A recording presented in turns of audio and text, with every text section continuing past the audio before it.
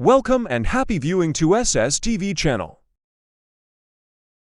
When talking about Philippine history, we often talk about the Spanish era, American era, or World War II. Rarely anyone talks about pre-colonial period in the Philippines.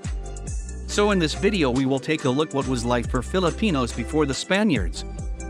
People often think that the pre-colonial period people as barbaric tribes and cavemen. But in reality we had good culture back then. So in this video we will discuss Philippine pre-colonial government, livelihood, and literacy. First let's start with government. Filipinos back then had higher standard of government.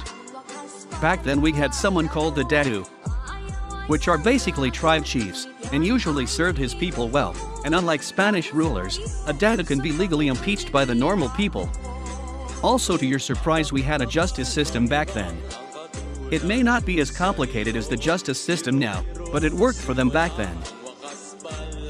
Next is life and culture. Back then we were self-sufficient in terms of food and other resources, contrary to popular belief that we are always starving during those times. We also had farming back then. One notable farms we had during the pre-colonial period and still around until now is the Bano rice terraces, located north of the country. And one last thing I would like to mention is that Magellan did not first discover the Philippines.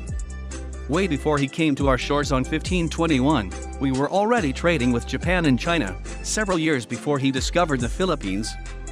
So basically, contrary to popular belief about the Filipinos being jungle-living savages during the pre-colonial times. In reality, the Philippines during the pre-colonial days had a very advanced culture. Basically anything that is contradictory to Spanish culture was considered barbaric. The pre-colonial period finally came to an end when the Philippines was discovered in the year 1521 and colonized on year 1565. The Spaniards started westernizing the Filipinos, introducing Christianity, and traditional Filipino culture started to be replaced with Western culture.